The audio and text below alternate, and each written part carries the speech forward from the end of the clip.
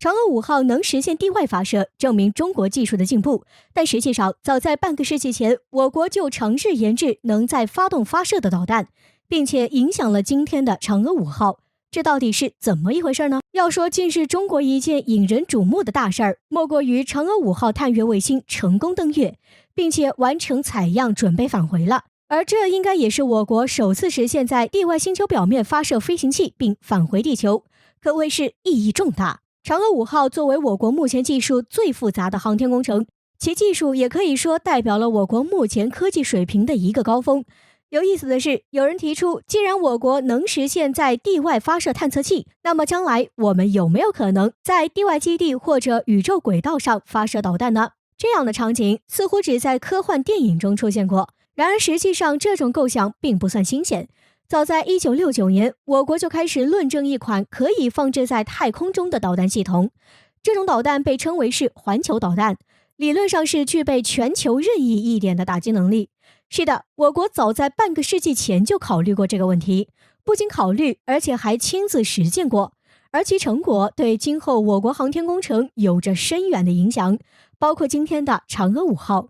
1970年，一个只在太空中发射核弹方案定下，这种天基导弹被称为东风6导弹，而东风6导弹就是一种轨道轰炸器。根据设计，东风6导弹将有3级火箭的动力装置，其弹头部分可搭载3200公斤的核弹，射程达到 1.6 万到 3.1 万公里。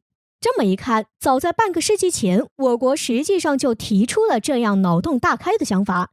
也不得不感叹，我国现在的军事科研水平的突飞猛进是有基础的。不过当时除了中国，美国与苏联也在秘密研制轨道轰炸器，但似乎并没有取得什么很大的成绩。更何况对于我国而言，那个时候受到的技术限制实在是太大。在研制东风6导弹的同时，我们也在同步研制东风5洲际导弹。在当时那个阶段呢，东风5导弹肯定更具有实际意义。因此，为了不耽误东风5导弹的研制工作，最终在1974年，东风6导弹的研制宣布停止。我们也遗憾地错过了一款先进的天基武器。不过，东风6项目虽然最终下马，但其技术也转移到了其他火箭的研制上。此外，东风6导弹也是我国对轨道轰炸器以及天基武器的大胆尝试，为今后的外太空发射技术积累了经验。就这次嫦娥5号探测器的上升器从月球表面起飞向地球奔去，就有当年东风6的影子。有一句话叫做，在一门新技术上呢，往往是先会在军事领域上应用成熟，再过渡到民用领域。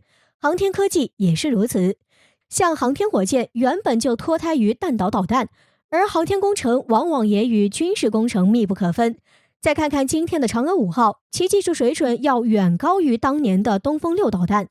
当初我们因技术因素而不得不放弃，如今也是实现了更远距离的超越，从轨道发射发展到地外星体发射，这就是咱们的进步。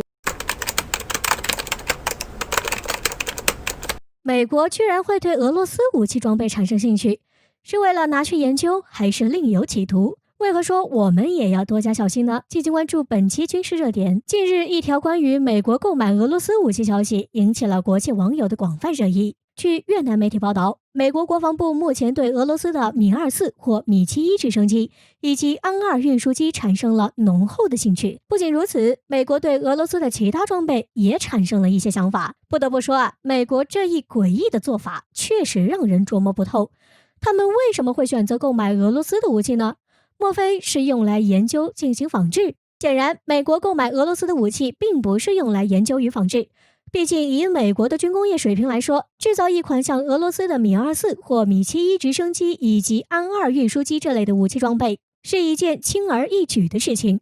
所以说，美国购买俄罗斯武器不是为了研究，而是另有企图。越南媒体称，美国海军陆战队基本武器和飞行战术中心发文称，为了熟悉战术和武器训练中的飞行情况，美国方面需要提供2架军机作为特定飞行期间的现实无人机，并且通过美军10月份的武器订单可以看出，美国军方将会购买 RPG-7 反坦克榴弹发射器、Strela-R 肩扛式反坦克导弹以及一些单兵作战武器。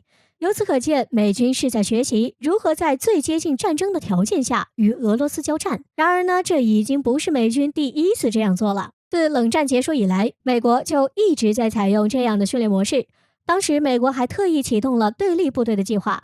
在演习中，美军的对立部队为了更加逼真地还原战场，他们还要穿着类似于苏联的作战服。由此可见，美国购买俄罗斯武器的谜底彻底被揭开了。不得不说啊，美军的确是充分地领会了我国知己知彼，百战不殆的古训。但是通过这件事，我们可以看出，我们要多加小心了。现在是俄罗斯，下一个很有可能就是我们。虽然说我们有很多的尖端武器是别人买不到的，但是在一般战争中，我们大部分还是会使用一些比较常见的武器。如果说美国将我们的武器装备的性能摸透了的话，那么双方一旦开战，我军很有可能会进入到一个很被动的局面。所以为了防止出现无谓的牺牲，我们要多加小心，并且我们也可以效仿美国军方的做法。这样一来，今后我国要是与美军发生冲突的话，我们的胜算将会变得更大。如果说情急之下美军在战场上使用尖端武器的话，我们再用尖端武器对抗他们也为时不晚。澳大利亚军营中的规定引发关注，上厕所居然也要被详细记录。澳大利亚士兵为何要频频自杀呢？静静关注本期军事热点。前不久啊，澳大利亚士兵在阿富汗杀害平民的丑闻引发了社会各界对澳大利亚军队的关注。随后，一幅来自中国的漫画呢，将这一事件推向了高潮。然而最近呢，有不少人开始讨论澳大利亚军队中的军纪与规定，竟然发现他们不仅对阿富汗人残忍，连自己人都不放过。澳大利亚军营中呢，就有一则规定引发了关注。据媒体报道呀，南爱丁堡的少年部队的士兵接到了一项命令。据了解，这项命令是要求他们在其他士兵在上厕所时轮流站岗，并检查马桶。检查完毕后呢，还要如实记录如厕的详细情况。不得不说，这项命令确实令人难以接受。因此，这些士兵呢表示非常愤怒，并抗议称这项命令是在公然企图剥夺他们的尊严以及贬低他们。据获悉呀，士兵如厕的数据还会被添加到机密的澳大利亚国防部排便的操作日志中。随后，这件事情遭到曝光之后，澳大利亚军营里的一名指挥官为了防止这一丑闻继续发酵，所以就下令销毁这些日志。但是呢，令澳大利亚军营指挥官没想到的是，这些日志却被私下带出了基地。显然，这篇日志呢将会成为这些士兵被欺凌的证据。然而，就在这件事情被爆出没多久后，澳大利亚媒体也爆出了一组让人惊讶的数据。澳大利亚媒体称，自美军入侵阿富汗近20年以来，最少有500名澳大利亚军队士兵自杀身亡。而值得一提的是，澳大利亚士兵自杀人数是澳大利亚军队在阿富汗战场中阵亡人数的10倍以上。不仅如此，澳大利亚军队中的自杀事件呢，依旧非常频繁。在过去2个月当中啊，至少有10名退役士兵自杀。而令人匪夷所思的是，澳大利亚士兵为什么会频繁选择自杀呢？有分析认为啊，这或许与澳大利亚军队中的差别对待有关。前不久，澳大利亚士兵利用从战场上缴获而来的假肢喝啤酒的事件引起了不少人的关注。据了解，澳大利亚军方规定严禁带走从战场上缴获的战利品，并且澳大利亚军方更不会容忍用假肢来喝啤酒的这种行为。之所以这些澳大利亚的高级士兵敢违反军纪，是因为他们的这些行为已经得到了澳方高级官员的容忍，所以说呀，他们才敢有恃无恐。然而这些事情啊，肯定是不能出现在澳大利亚军队中的低级士兵身上。如果澳大利亚低级士兵这样做的话，肯定会被差别对待，而等待他们的将会是军法处置，或者是面临最高能达20年的监禁。所以说呢，澳大利亚士兵之所以自杀，很可能就是无法容忍这些差别对待。美军欲建立第1舰队，剑指东方。澳大利亚或成美军基地。这次新加坡总理和澳大利亚前外交官站队我国。敬请关注本期国际热点。近日，澳大利亚方面宣称他们将要与美国一同研制高超音速导弹，其目的非常的明确，就是为了用于对抗中国和俄罗斯。本以为美国与澳大利亚之间的合作仅此而已，但令人没想到的是，美国与澳大利亚之间将会有个大动作。据媒体报道，虽然说美国现任总统唐纳德·特朗普的执政时间仅剩下7周，但是美国的海军部长宣布，他们将会在东南亚和印度洋西部海域重建此前的第1舰队。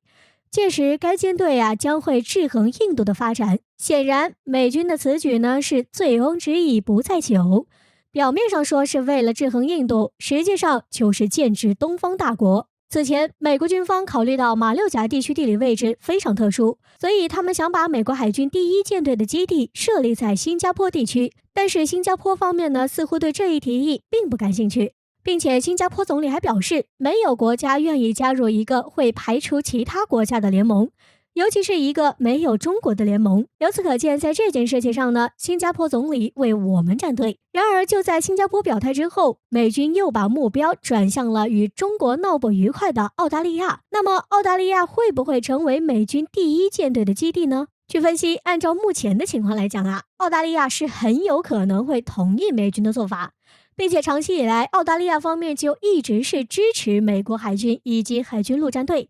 所以说，澳大利亚或许真的会成为美军第1舰队的基地。那么，美军第1舰队设立后，会对我国产生哪些影响呢？